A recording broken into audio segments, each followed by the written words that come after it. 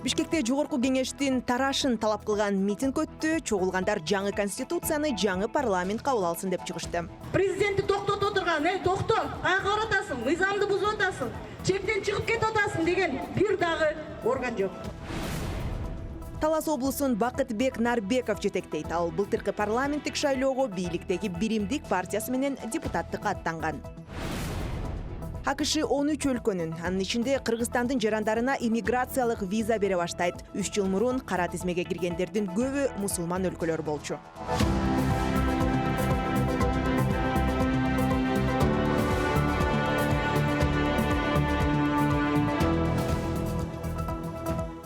Бүгүн Азаттыкта бул күндүн орчундуу, жергиликтүү жана эл аралык жаңылыктары алар менен мен Жазгүл Эгембердиева тааныштырам. Саламатсызбы? Бишкектин Борбордук Ала-тоо аянтында парламенттин тарашын талап кылган митинг өттү. Ага катышкан коомдук активисттер, укук коргоочулар жана саясатчылар жогорку кеңешти жана президент Садыр Жапаровду бийликти узурпациялап алды деп сындады. Ошондой эле жаңы баш мыйзамды жаңы парламент даярдасын дешти. Садыр Жапаров расмий кызматка киришип атканда элдин талабы аткарылат, калктын максат мүдөөсү узурпация болбойт деп айтканы бар. Кененирээк Кундуз Азарбекова. Митингке чыккандар өлкөдө болуп жаткан саясий реформаларга, анын ичинен 11 апрелдеги референдумга конституциянын жаңы долбоорун алып чыгууга каршы экенин билдиришти. Уюштуруучулардын бири саясатчы Жеңеш Молдокматов азыркы долбоордо президентке эбегейсиз бийлик берилип, маанилүү кызматтарга президент гана дайындап, бирок жоопкерчилиги каралган эмес деген пикирде. Бүгүндөн баштап тынымсыз митингдер, акциялар орун алат. Эртеңден баштап Кудай кааласа, бирдиктүү күч менен партиялар, саясатчылар, коомдук ишмерлер менен биргеликте парламенттен ар бир депутаттын персонально сотко беребиз. Президент Жапаровду сотко беребиз. Узурпация власти боюнча. Баш мыйзамдын жаңы долбоорун талдап чыккан юрист Клара Сооронкулова референдумга чейин үгүт топтору түзүлүп, эл арасында түшүндүрүү иштери жүрөрүн билдирди. Ал эл шайлаган өкүлдөрдүн укуктары аз экенине нааразы. Президентти токтото отурган, токто, каяка баратасың, мыйзамды бузуп атасың, чектен чыгып кетип атасың деген бир дагы орган жок. Жогорку кеңеш болсо таптакыр алсыздандырылып калган, мыйзам гана кабыл алат. Мыйзам кабыл алганда билесиңер, мыйзамдын 90%-ын аткаруучу бийлик киргизет. Президент Садыр Жапаров буга чейин өкмөт жогорку кеңештин макулдугу менен дайындалып, республикалык бюджетти бекитүү, өкмөттүн жергиликтүү бийликтердин жылдык отчетун кароо, жогорку жана конституциялык соттун судьяларын шайлоо, бошотуу иштери парламентке тиешелүү болорун айткан. Бул жолу калың элдин жеңиши уурдалбайт. Калайык калктын аруу мүдөөсү узурпация болбойт.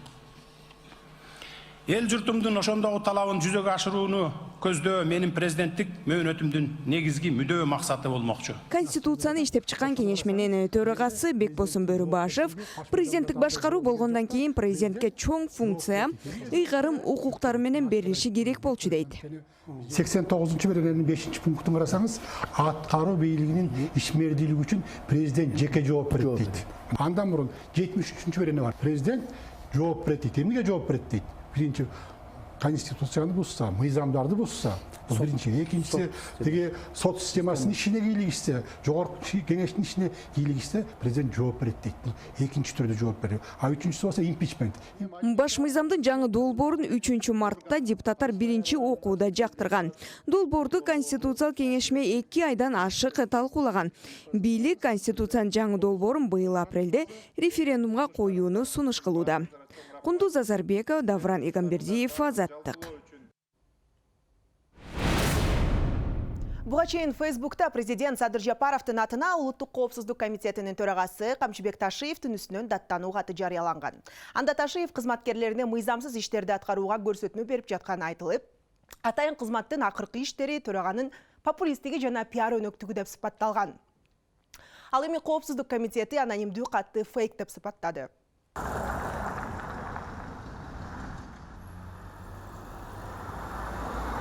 Авторы жоқ жарияланған қатта қызматкерлербіз деп өзін атағандар Камчыбек Ташиев аларды жергиликтүү кеңештерге шайлоодо бийликчил партияның кызыкчылыгы үчүн иштөөгө, шайлоо жараянына кийлигишүүгө мажбурлап жатканын белгилешкен.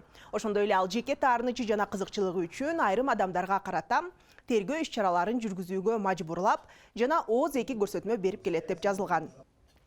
Қатты жазгандар Ташиевти төрагалыктан четтетип, кызматтык иликтөө жүргүзүүнү мамлекет башчыдан өтүнүшкөн.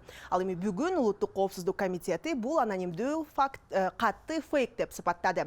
Расмий билдирүүдө мындай тоголок кат жазгандар атайын кызматтын ишмердигин каралоо үчүн чагым салып жатканы белгиленди. Камчыбек Ташиев менен Садыр Жапаров саясатта үзөңгүлөш жүрүп таанылган. Октябрдагы бийлик алмашуудан кийин Жапаров президенттин милдетин аткарууга киришкенде, Ташиев коопсуздук комитетинин төрагалыгына бекитилген.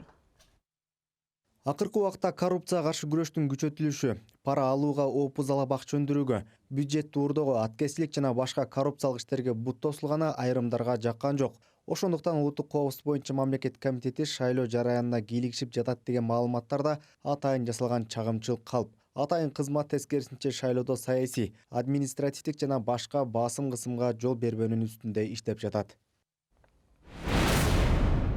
Абдылгас Малдыбаев атындагы опера жана балет театрынын өкүлдөрү 6 марттагы чырдан кийин жетекчилик тараптан ар кандай кысым болгонун билдирди.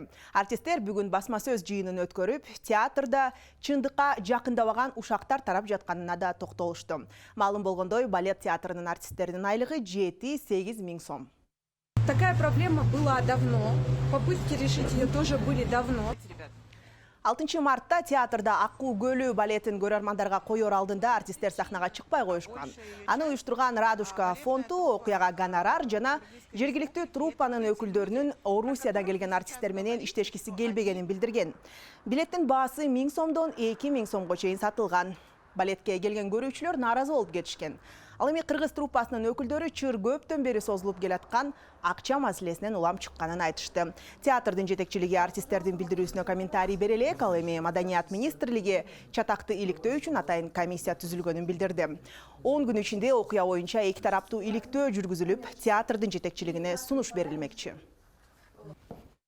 Первое заявление, которое было выдвинуто против нас, что Азыр кыргыз артисттери Орусиядан келген артисттер менен улут аралык мамиледен улам иштешпей коюшкан деген жалган маалымат тарап атат. Негизи коммерциялык спектакльдер болгондо чет жактан бирекеле артист келет. Алар эстрада ырчыларындай өз алдынча сахнага чыгып өнөрүн көрсөтө албайт. Балет үчүн классикалык труппа керек. Бирок кыргыз артисттеринин, кыргыз оркестринин сахнага чыгып чогуу бийлегени тууралуу көрүүчүлөргө айтылбайт. Четтен келген артисттер гонорарын толук алат. Көрүүчү сатып алган билеттин акчасы мына ошол эки артистке эле жумшалат. Биздин артисттер дагы, музыканттар дагы эч нерсе алышпайт. Биз бул маселени 7 жылдан бери көтөрүп келатабыз. 3 маданият министр алмашты. Бирок бизде эч ким уккусу келбейт. Маселени чечкиси келбейт. Ни артисты балета, ни музыканты не получают от этого ничего. Алдыдагы дайджестте башка кабарлар тууралуу кыскача. Кыргыз өкмөтү жаңы үлгүдөгү паспорттарды берүүнүн мөөнөтүн убактылуу узартты. Эми Тышкы иштер министрлиги чет мамлекеттерге кайрылып, ошол жакта жүргөн кыргыз жарандардын паспортунун мөөнөтүн 1 сентябрга чейин убактылуу узартуу тууралуу маалымат бериши зарыл. Жалпы жарандык паспорттун жаңы муундагы биометрикалык үлгүсү былтыр 25 декабрда бериле баштамак. Кийин бул мөөнөт апрелге жылган. Жаңы паспорт боюнча план ишке ашпай жатканы үчүн өкмөт башчы Улукбек Марипов мамлекеттик каттоо кызматынын төрагасы Акын Мамбеталиевке сөгүш жарыялап, анын орун басары Тилек Батыркановду иштен алды. Кыргызстанда жарандардын диний радикалдашуусу актуалдуу маселе ойдон калууда. Бул тууралуу 2021-26 жылдарга карата дин тармагындагы мамлекеттик саясат боюнча концепциянын жаңы долбоорунда жазылган. Буга айрым диний лидерлер мамлекеттик органдардын ишине кийлигишүү, дин фактарын саясий ресурс катары колдонуу аракетин жасаганы жана мамлекеттик кызматкерлердин өз ишинде бейтараптуулук принцибин сактабаганы себеп экени белгиленди. Концепциянын авторлорунун пикиринде радикалдуу диний агымдардын өкүлдөрүнүн Кыргызстанга кирүүсү калыптантылган мамлекеттик конфессиялык мамилелерге жана конституциялык түзүлүшкө келтирген коркунучу жогору. Ошондой эле дин тармагындагы башка маселелер жазылган. Карманган динине байланыштуу зомбулукка үндөгөн, көп аял алууну, өспүрүм кыздарды күйөөгө берүүнү жана башка басмырлоону жактаган адамдар бар. Ошол эле учурда кээ бир белгилүү адамдар тигил же бул диний топко стереотиптик мамиле жасап жатканы, диний билим берүү багытында маселелер бар.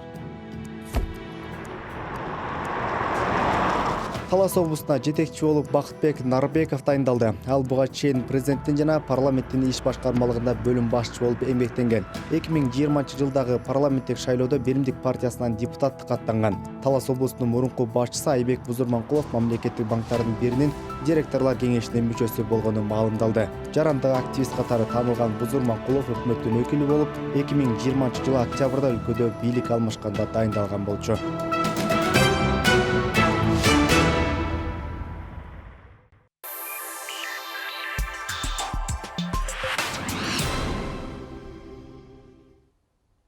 АКШ 13 өлкөнүн жарандарына иммиграциялык виза бере баштайт. Алардын арасында Кыргызстан да бар. Бакуда полиция 8 марттагы акция учурунда кармалгандарды кое берди. Малала Юсуфзай Apple TV'ге фильм тартып берип турат. Алдыда мына ушул эл аралык жаңылыктар боюнча кененирээк айтып беребиз. АКШ 13 өлкөнүн жарандарына арасында Кыргызстандагы бар иммиграциялык виза бере баштайт. Визалык чектөөнү буга чейинки президент Дональд Трамптын администрациясы киргизген.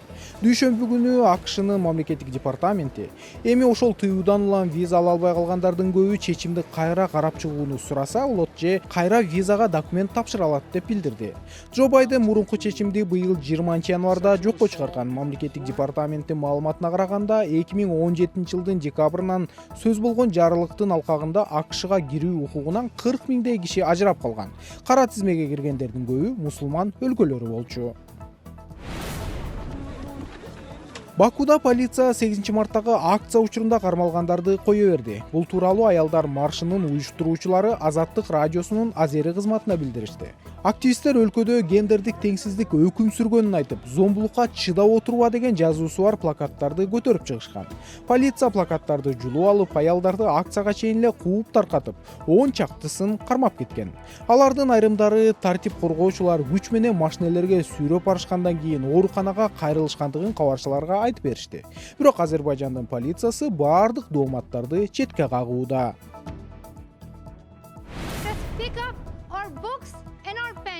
Нобель сыйлыгынын лауреаты Малала Юсуфзай Apple TV Plus компаниясы менен келишимге кол койду. Малала аялдар жана балдар маселелерине арналган фильмдерди даярдап берип турмакчы.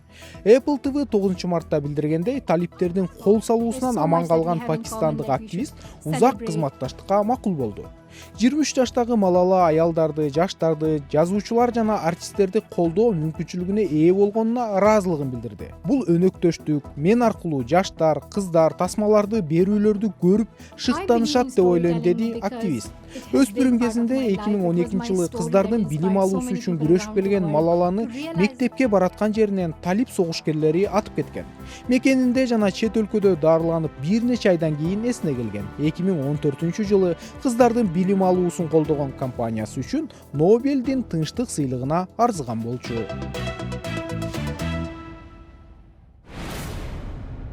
Тажик тектүү ырчы Манижа Орусиянын атынан Евровидение 2021 сынагына катышат. Ал 8 марттын кечинде Орусиянын мамлекеттик телеканалдарындагы добуш берүүдө эң көп упайга ээ болду.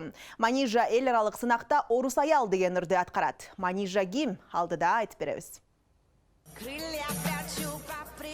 30 жаштагы Манижа ар кыл жанрды айкалыштырган өзгөчө ырлары, өзүнө таандык стили менен гана эмес, жарандык позициясы менен да таанымал.